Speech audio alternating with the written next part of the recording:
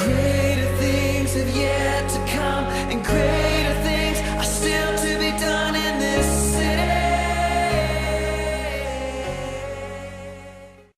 Olá, gente amiga, gente querida. A partir de hoje nós estaremos falando a respeito de uma série muito interessante. Quem é Jesus?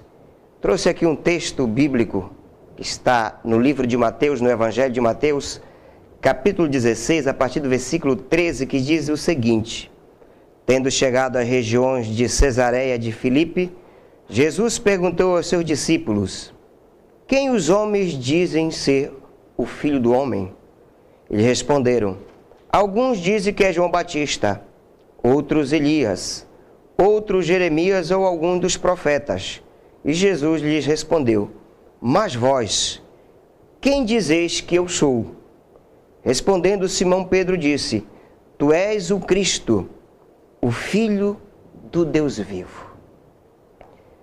Quem é Jesus Cristo é uma das perguntas mais interessantes da humanidade. Isso porque o conhecimento de Jesus, o conhecimento da sua missão e o objetivo da sua vinda a esta terra influencia diretamente no destino eterno de uma pessoa, uma vez que a Bíblia diz que a salvação é pela fé mediante em Jesus Cristo.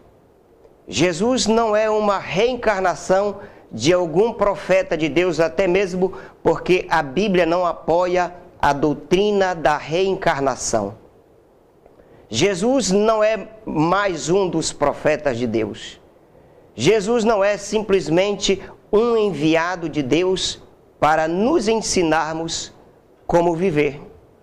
Jesus não é uma imagem pregada na cruz e muito menos um espírito de luz evoluído. Então, quem é Jesus? Para nós entendermos, nós precisamos começar pelo princípio. As Escrituras dizem no livro de João, capítulo 1, versículo 1, No princípio era o Verbo, e o Verbo estava com Deus, e o Verbo era Deus. No princípio. Que princípio é este, da qual trata a Escritura? Olha, Jesus é pré-existente. Quando aqui João fala do princípio, aponta para uma existência antes do tempo presente. Ele não está apontando aqui, fazendo referência a um ponto de origem, porque Jesus é antes de todas as coisas.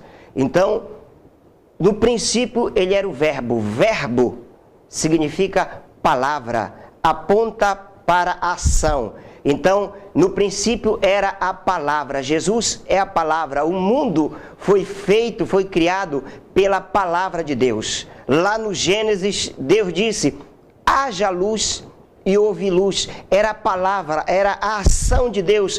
Era Jesus envolvido ali na criação, porque Ele é o Deus Criador. Diz a Bíblia, porque nele foram criados todas as coisas, tanto nos céus, na terra, as visíveis e as invisíveis, sejam tronos, sejam domínios, sejam principados, potestades, todas as coisas foram feitas por Ele e para Ele. Ele é antes de todas as coisas e todas as coisas subsistem por Ele. Então Ele é desde o princípio.